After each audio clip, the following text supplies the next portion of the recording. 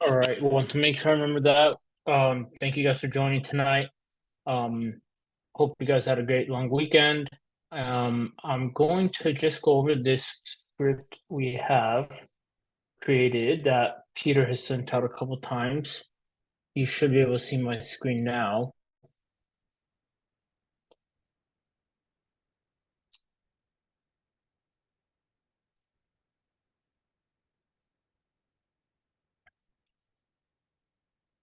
All right. I'm gonna put the link to this as well. Restricted. You should be able to make a copy of this. So if you want to make any edits, you can make a copy of it, take notes on it, edit it, whatever you please. Because I don't want to have this edited from the original. Okay. Does anyone else have a script they go by? Do you guys have kind of a something train of thought or things that you essentially like a list you go down when you're calling brokers or just talking to anyone regarding a deal? Sometimes people have like a mental list of, all right, these are the couple questions I'm going to ask. These are the important topics. These are the points I want to hit. Does anyone have any of those or anything specific they usually ask in every conversation?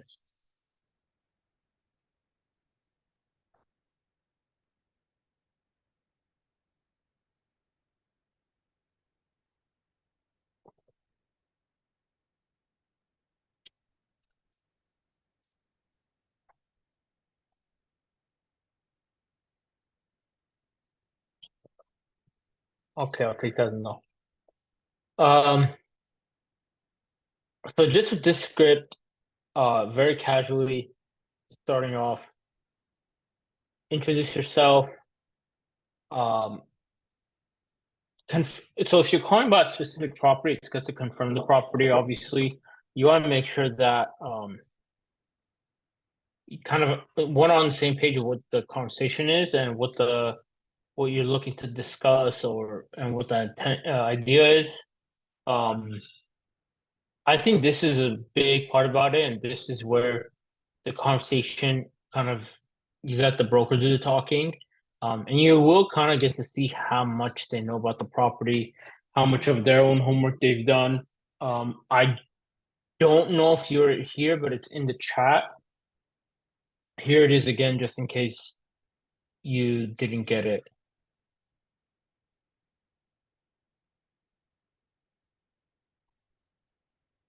Um, where was I? Okay.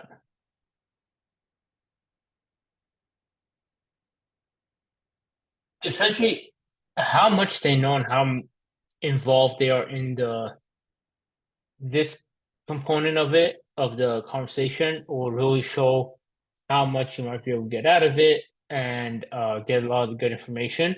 Usually when I tell you guys like or for myself, if I have access to any financials or docs, or if I have any numbers, I will usually ask it after these. These are just very like simple, or I may even consider asking down here. But right here is where I'm really gonna focus on um, letting them talk and telling me as much as they can, and hopefully they give me a piece of information that helps with when presenting the offer, understanding the timeline, gauging the motivation. Um, those are the biggest things you want to do in this area and the overall objective of the call. Or what you want to do ideally, if you know this isn't going to work, or there's something about the property that just the opportunity isn't there, or you hear something that just doesn't fit your buy box, you want to disqualify it right away, that specific property, but then tell them everything. Tell the him or her, the broker, everything you are looking for and why it's not this, so they keep you in mind when they find that. One thing we say this a lot regarding the broker calls is you don't want the call to stop without them having one, something to remember you by, and two, something to tie you to. Remember your something you had in common, something you had of interest that's similar. Where you're from compared to where they're from. Obviously, if you're like I'm in LA, a lot of people are gonna remember me for that. Regardless. If they're a sports fan, bring it up. Um, Whatever. Around the holidays is kind of easy too. Like, hope you had a great holidays. Um, Something to be remembered by, and then tie that to your buy box.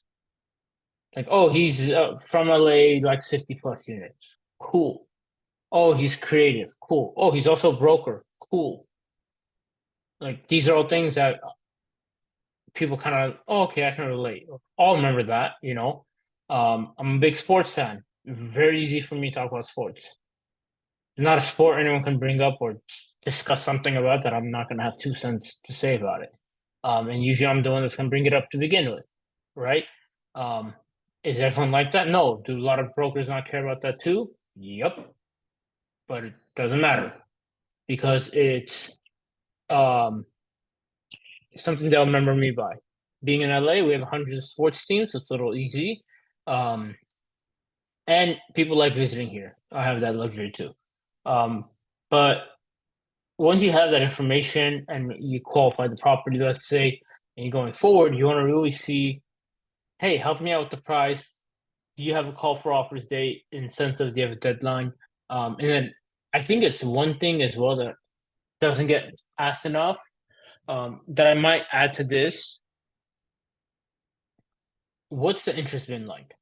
You can tell how a listing, a residential is a little shorter timeline, like 1 to 2 weeks, or even a couple of days to a week and a half.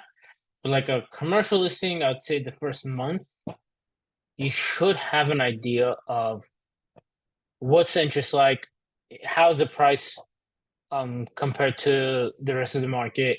Is the price high? Is the price low? You'll be able to gauge all that. In residential, as soon as you list it, possibly depending on your market. On the commercial side, give it some more time, obviously, and especially once you like blast it to other brokers, agents, other realtors, your buyers list, and social media. Once the word gets out that this is available, you'll get an idea of what the feedback is on the price. That's something that the broker should know better than anyone, obviously, because they're the one who's going to receive that feedback. Anytime I'm calling about a property, I'm very curious to see what the feedback is, because even if this property doesn't work for me, you're using it as a proverbial comp in a sense of like, hey, this is priced at this many units per door, this condition, this revenue, X, Y, and Z. I know it's gauging this much interest. You can use that information to help you no matter where you're looking. More units, less units, different condition, whatever the case is, as long as it's in a similar market, proximity, that information is going to be very big. OM, if you don't have it, it's important to ask for. And obviously it helps a lot to have. Always remember this though, direct to seller, you're never going to have an OM if there's no agent involved because it's agent created. Like you're not like bro, like if you call me and say, hey, are you selling your home or multi-unit? And I say yes, I don't have an OM ready. Like I don't have it in my back pocket updated. That's usually agents are gonna push for that. Like if I was a seller, for example. So that's something to keep in mind if you're direct to seller, or if at times I've even had it where brokers like, hey, talk to the seller. I don't love that, but it is what it is. So keep that in mind too when you're discussing the OM because it may not always be in play. Problem is though, because it's agent created, if the seller doesn't have all the ducks lined up or ducks in a row, the OM could be either very short or just not enough of the right info. We've gone through OMs. I'll pull one up a little bit later to kind of go over what it looks like. But that is something to keep in mind too. And keep in mind that any numbers on there, it's usually not updated. OM's created and it's been a couple months. You're just probably gonna get the same information, same data. I'd really want to re-verify the current rents and also the pro forma rents, especially in areas without as much volume. For example, my Florida deal, you guys know a lot about that. There aren't many rental comps just because there's not a lot of options, which is kind of good for us, you know? So it's like every new thing that comes up affects that number, but also it's something we should know because that is also our future competition. Bottom line, like unless you own every building in an area, every unit that comes for rent is competition. Keep that in mind. Um,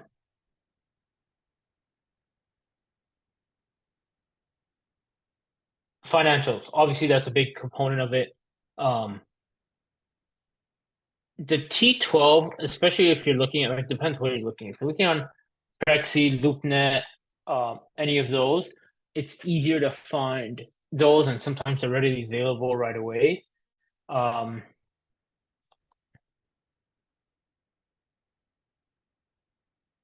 so, for example, if you do this, if they don't have it there, one thing that a lot of agents don't like. So this is something to be aware of, and also this is where a little bit of the credibility comes into play. Um, don't ask for something that may be very obvious unless you've verified it. Like, oh, can I get the OM? And it's like right in front of your face. If you just click the page, I it gets a little annoying. To be fair, um, God, duplex for 3.7, not bad, huh? Um, a lot of commercial up here. Fully entitled. Trying to find one that's not like just straight commercial. I mean, multifamily. There we go.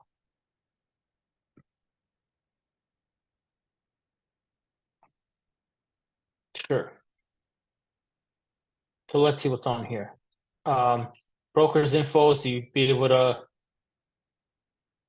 you have to sign up or log in. So if I go view OM, I should have an account.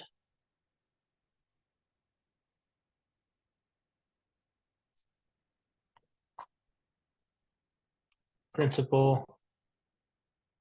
Okay.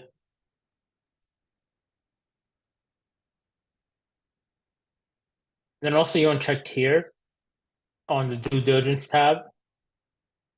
So you can just get some information. Um, I don't know what this is. But that's another thing you want to check. You want to make sure you can get as much of the information as you can, um, just directly from the source. So there you go. I got their OM on a different listing. Um, and essentially, this is what it is: subject property, location. You can get all the fun, pretty pictures and whatnot that make it look cool. Um, the overview. This one's a little different because it's entitled the development play. Um, but that's also good to know, kind of understanding how that works if you're working with developers or working with people who want to do ground up. That's good to know. Project description, unit count. You do ideally want the plans. If you are going the entitle route, you should have those. Um, and then you're able to get an understanding of the unit breakdown. Underwriting is very similar. I will be transparent when it comes to the underwriting of development. I don't know what a great deal is on that. I kind of defer that to other people. I can obviously underwrite any deal that has money in, money out. Once stabilized or once it's up to par, so that's not hard to do. Where it gets very tricky is the cost of the build. Now, if you give me the cost, okay, I can plug all that in. Great. What's the timeline? What's the holding cost? What are the factors? And the biggest question of them all, what are you looking for return? That's something to keep in mind too when you're working with any development or ground up stuff. That's very big component of it. Um, Days on the market is big. Updated. This is big. This is an important one. If you're, am I sharing my screen? I am, right? Let me double check. If you're ever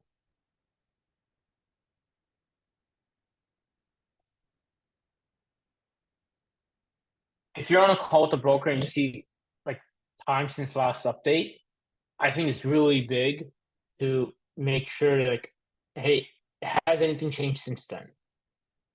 Like according to this, there's nothing that's been changed. Can you help me out? Make sure you double check that. The flyer usually doesn't give you a lot of info. Yeah, very straightforward. Um, so don't worry about that too much. Submit LOI. I've used this before on Prexy. Didn't have much luck. Um, Broker told me they didn't get it. It was like weird because it doesn't express exactly what you're looking for. I don't love it. It's kind of very basic in that sense. You have a lot more info here. Um, I'd rather just reach out to the agent. If you're in LA, reach out to me. If you're not in LA, reach out. I prefer, and I would usually tell anyone in real estate this, I prefer having a buyer's agent, even if you think listing agent could get you a better deal because their due diligence is initially tied to the seller. And at the end of the day, they just want to get the deal done. If you're bringing a broker into the deal, or if you have a broker that has your best interest, they're going to look out for you whether the deal gets done or not because of future business.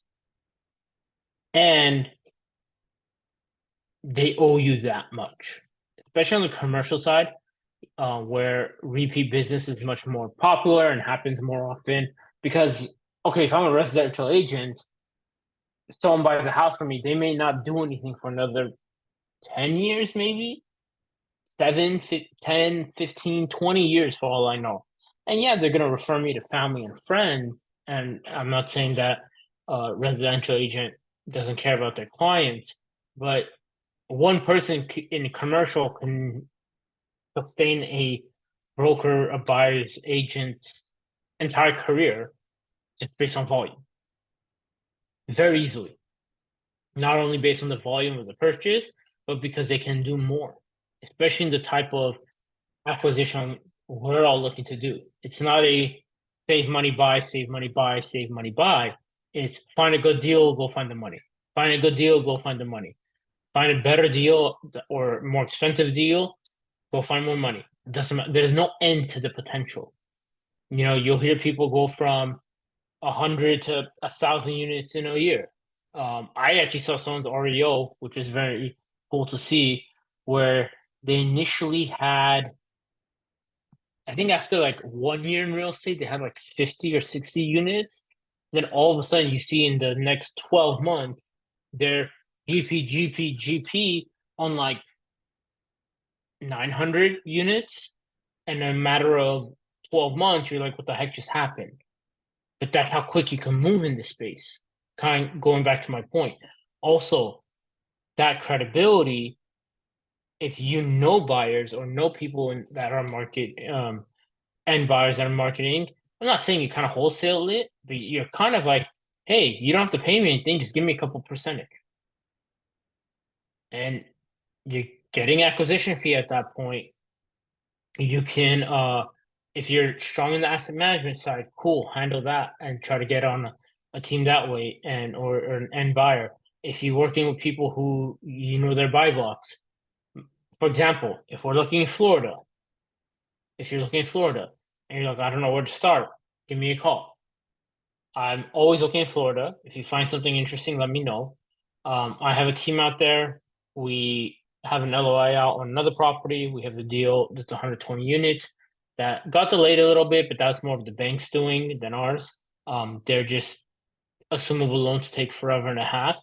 Um, so we're still waiting on that to get the bank to get that roll or sped up a little bit.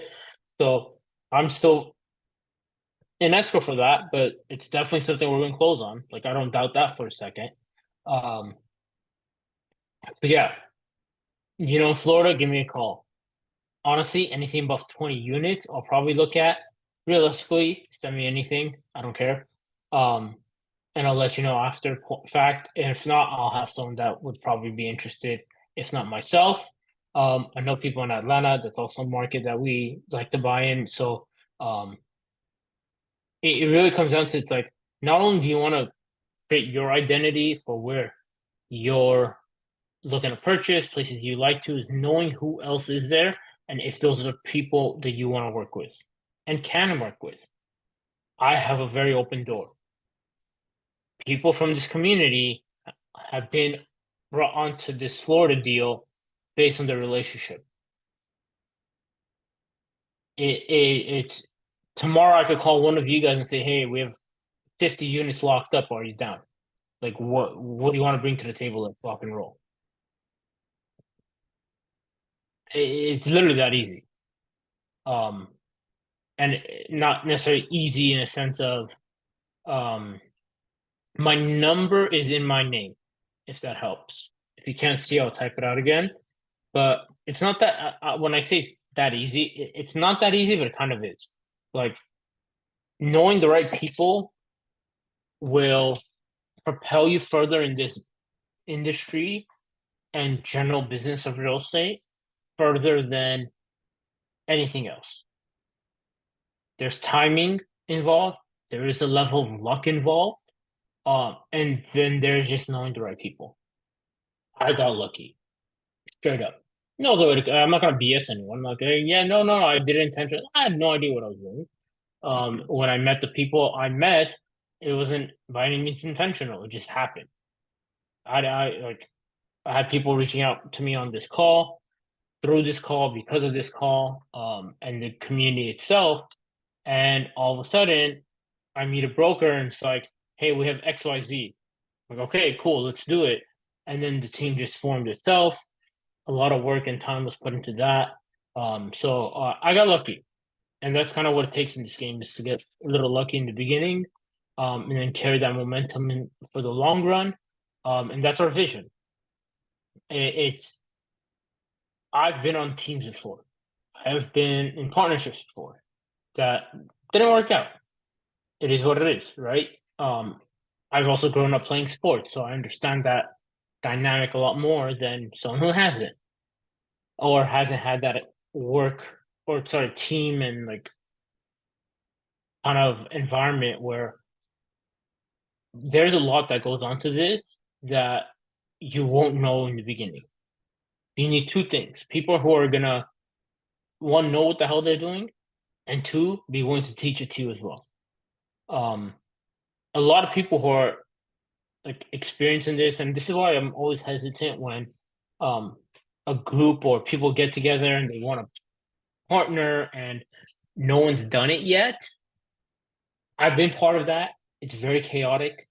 Um, is there one right way to do this and be successful in the multifamily space? Absolutely not. I don't agree with that. I think there's 100,000, hundreds of thousands, whatever, different ways um, you can do this. Right. Um, the, like, yeah, there's way too many to go down, obviously, but there are one way I don't like is, and I don't, again, just speaking with today, how competitive it is, how hard it is to raise money. Don't having everyone like a newbie or having not done a deal is that scares me right off the rip.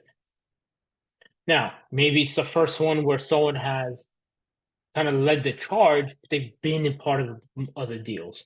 They've invested in other deals. They've seen a full lifespan of a deal, which, if you think about it, that's 5 years of experience right there. I haven't even been in real estate 5 years.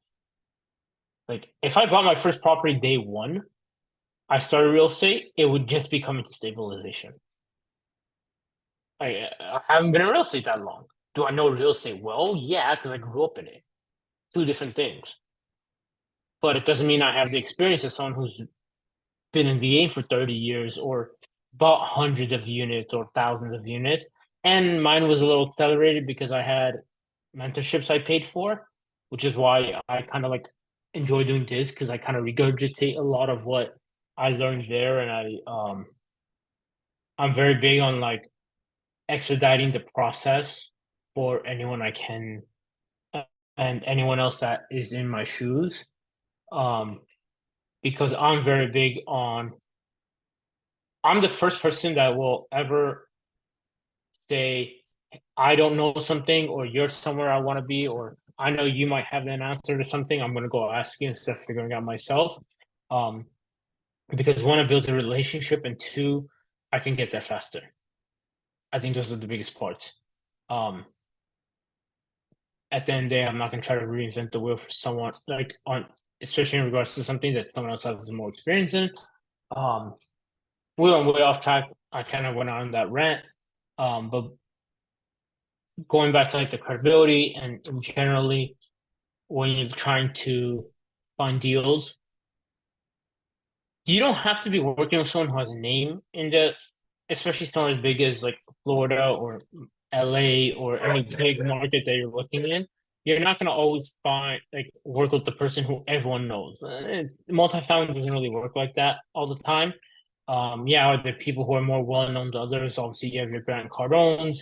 You have it's funny because you'll see um big names and people everyone knows in the broker space, and there's the people everyone knows in our circles, which are the Vinas and well, everyone knows Cardone, but a lot of you may know Tim Bratz, a lot of you may not. I was in his mentorship for a long time, so like I'm surprised I mentioned his name a few places, and a lot of people don't know him, but he's done thousands of units. That's a cool thing about this space is you never know who has done what and who is able to do what. I think that's very cool.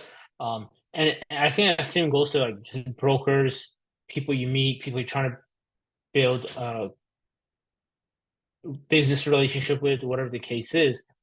You have no idea what someone else is able to do in this space. Um, you could see, I look at someone at 25, I'm like, um, damn, that's young. And then people look at me at 30, they're like, damn, you're young. And someone looks at them at 35, they're like, damn, you're young. You see my point? Um, Warrior, is that Robin Martinez or Rod Cleese? I'm in neither, if that answers your question. That's Rod. Is that Cleese one, right? Rod? Okay, yeah, that's what I thought. No, I'm not. Um, I'm kind of at the point where I'm not there yet. So here's my thing on why I love this community as a whole, and kind of this is my opinion on it. Whether it's popular or not, it is what it is. Um, I don't think mentorships in this space everyone should sign up for right away for two reasons. One, you don't know if you want to do this yet. Two, you don't want to get into any mentorship or any group like Broads, as I'm sure it's great. Again, I'm not in it, so I'm not going to speak on personal experience, but there's a right time to be in it. You know, I was in a mentorship for a long time. I was at the meetings and I was paying into it, XYZ, but we weren't doing anything.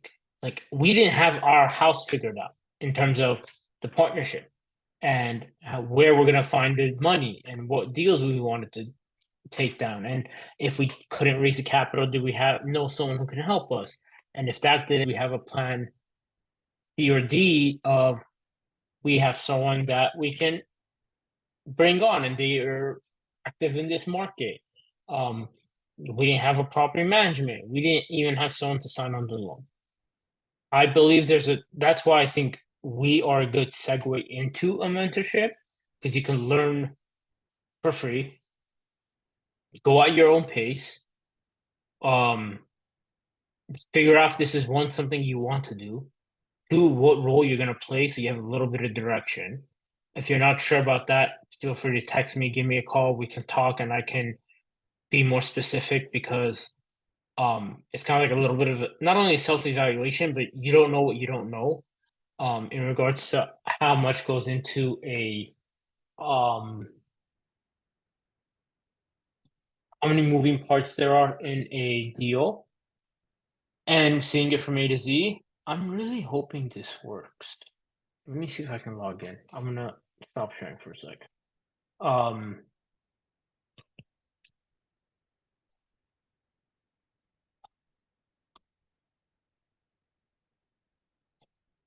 um, so I do believe that mentorships are great. I loved the one I was in. I was able to ask questions more than anyone else. One, because I participated a lot, and two, because um, everyone knew me. It was a great way to network. Don't regret any of it. But since then, do I have any like connection with any of those people still and XYZ? Not really. Um, but I do still think it's a good opportunity at the right time. There is definitely a right time for it, and that's just kind of where you're at in your business.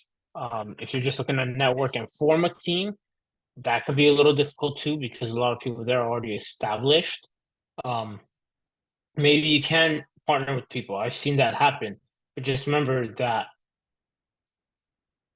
if a lot of people there are established, is there room at the table for you? Kind of something you gotta. I don't know. Really depends on mentorship at that point.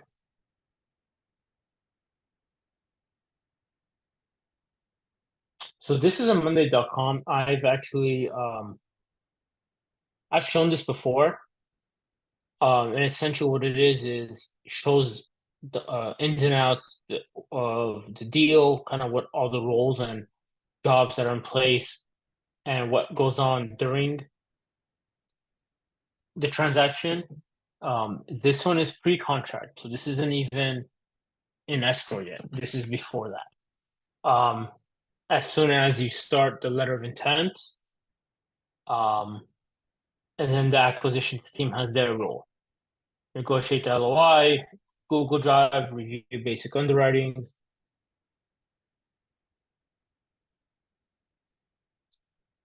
The link for what? The document, the script?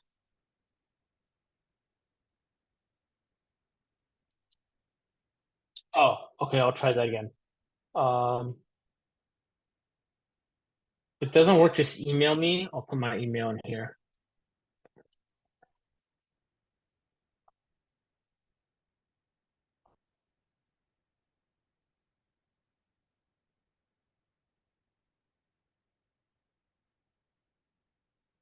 Um, you have your walkthroughs, insurance photos, upload information, due diligence checklist, preliminary rehab figures, market property insurance figures.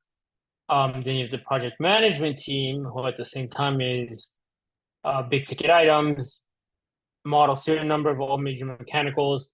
That can get time consuming. Um, Walkthrough items. Don't make a sorry, real quick on the script. Don't request access if you can still access it but not edit. Just make a copy of it. If you can't, then I'll just give you access. It's not a big deal.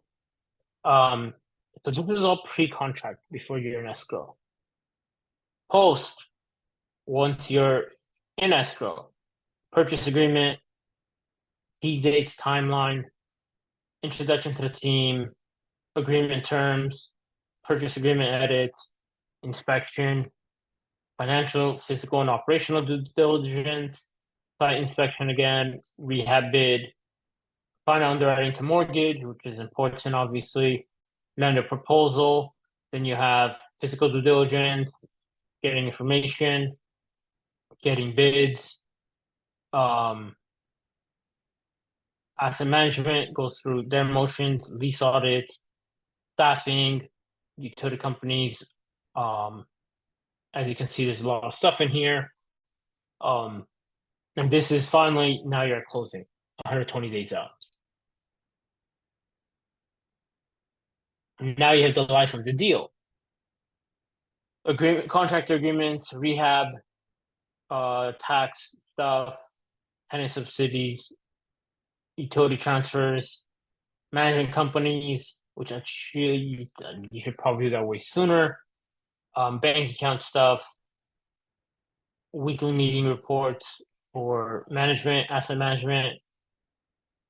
You have the legal team with the raise and the SEC stuff, which you can't drop the ball on because that stuff could get expensive / complicated / lawyer stuff that I don't understand. Project management, if you have a heavy CapEx budget and you have a lot of rehab, that's a big one. You have a lot of work there. Occupancy, because you're trying to put the asset management team, because you're trying to push to stabilize, which is obviously very important as well, because that's how you exit. Without stabilizing, you have no exit. So keep that in mind. Permits, anything like that that goes on.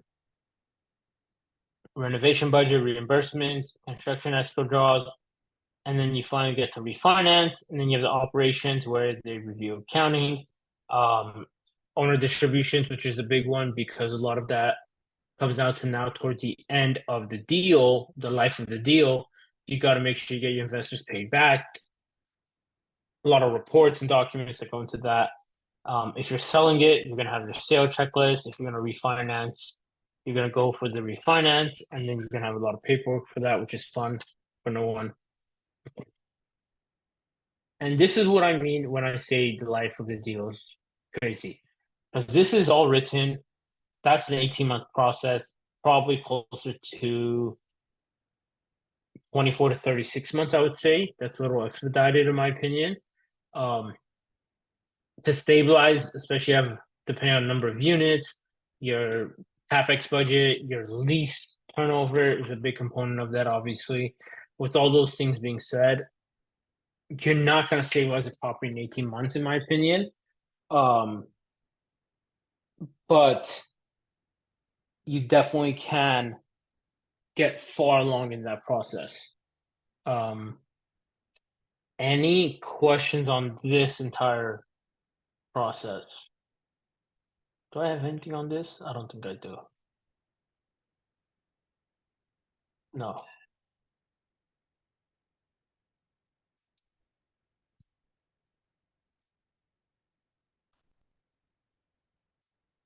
So any question on the process, kind of the components of the team, the broker outreach itself?